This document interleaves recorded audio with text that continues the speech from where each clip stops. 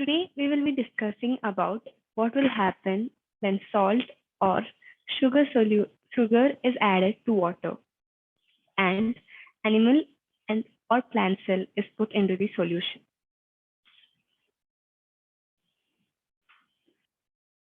So our first possibility is that the medium surrounding a cell will have higher water concentration than the cell and the solution is dilute. The solution outside the cell is dilute. So by this process, what will happen is the cell will start gaining water by the process of osmosis. So when the cell is inside the solution, what will happen is the cell will start gaining water as the outside solution is dilute and the cell has higher water concentration.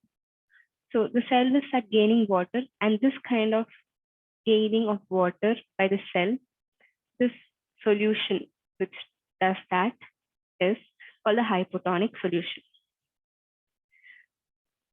The result of cell in hypotonic solution is that when the water passes through the cell membrane, it can pass in both directions.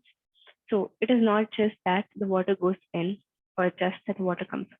It is in both directions. Water comes in and goes out as well. But more water comes in than leaving the cell.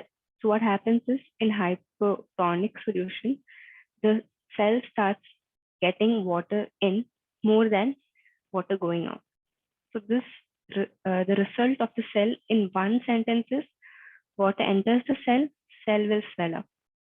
So this is the hypotonic solution. This is the cell, and the yellow ones dots are the concentration of the water, just to illustrate it.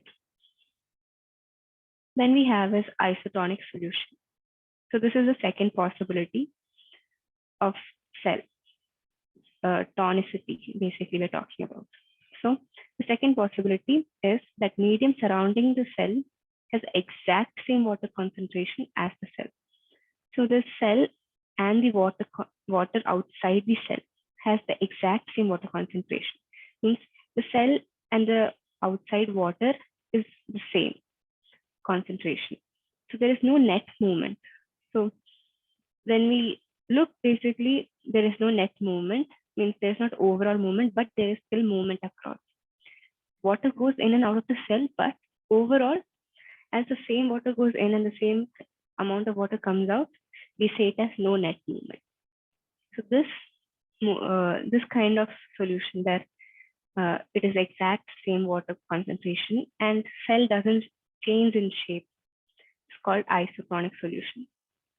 The result of cell in isotonic solution is water crosses cell membrane in both directions. As I told, water goes in and out, but water going in and coming out is the same. So thus the result is no overall movement. As water goes in and comes out is the same, like the same amount, we say it as no overall movement. Cell will stay the same size. The same is the size of cell. So as the cell was before is how the cell will remain still. See, this is normal, while here it is swollen. Next we have is hypotonic solution. So this is the third possibility. So the medium surrounding has lower concentration of water than the cell. So the medium around the cell is lesser. The cell is actually less water concentration, and the medium surrounding has lower concentration of water. So cell is having more concentration than the medium. So the outer water of the cell is lower concentrated than the cell. So very concentrated solution. So cell will lose water by osmosis.